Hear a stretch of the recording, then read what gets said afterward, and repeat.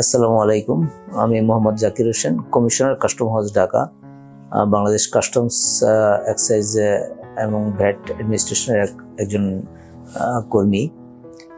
তো আমরা থ্যালাসেমিয়া ফাউন্ডেশনের সাথে আজ একটা রক্তদান কর্মসূচি পালন করেছি। এখানে সকাল থেকেই লোকজন রক্ত দিচ্ছে। আলহামদুলিল্লাহ সারা বেশ ভালো। তো আপনারা জানেন যে বাংলাদেশে থ্যালাসেমিয়া রোগীর সংখ্যা বেশ বড় এবং তাদের মাসে অথবা সপ্তাহেও রক্ত দেওয়া লাগতে পারে। তাদের যেহেতু রক্ত তৈরি হয় না, তো বাইরের রক্তের উপরে তাদেরকে নির্ভর করতে হয়। তো এটা সারা জীবনই তাদেরকে যতদিন বেঁচে থাকে ততদিনই এই জিনিসটা করতে হয়।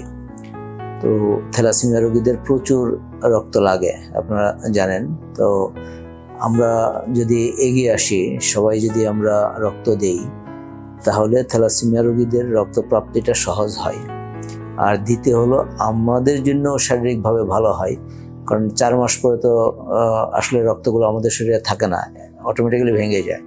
যদি আমরা এক ব্যাগ রক্ত দিই তাহলে একজন থ্যালাসেমিয়া রোগী সুস্থ বা 1 সপ্তাহ বা 1 মাস বা 15 দিন সে সুস্থ থাকতে পারে, কিন্তু আমাদের রক্তটা ঠিকই ভেঙে যায়, এটা কোনো কাজে লাগে না।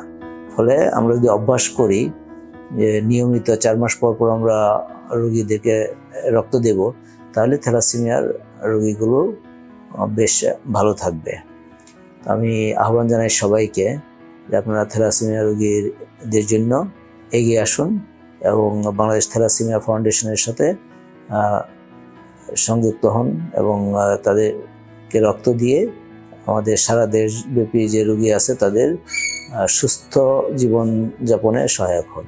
আসসালামু আলাইকুম।